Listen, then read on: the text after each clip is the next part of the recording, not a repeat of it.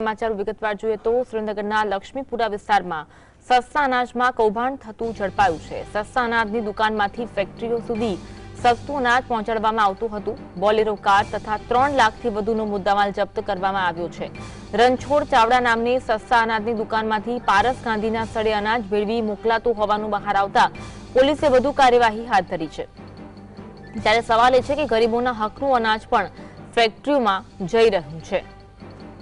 સસ્તા અનાજમાં કૌભાંડ હોવાની સમગ્ર વિગત સામે આવી છે, તે અંગે તપાસ થઈ રહી છે।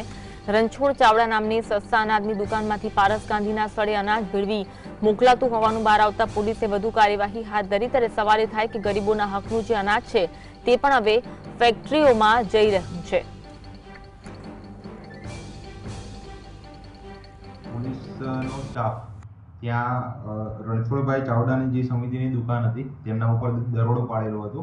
આ દરોડા દરમિયાન અનાજના લગભગ 40 જેટલા કટ્ટા તે એક પિકઅપ વાનની અંદર ત્યાં ઉપર ચડાવવામાં આવી રહેલા હતા અને આ જે અનાજના જથ્થા છે તેના વિશે પૂછપરછ કરતા કુલ 6 જેટલા વ્યક્તિઓને જે પકડવામાં હાલ આવેલા છે।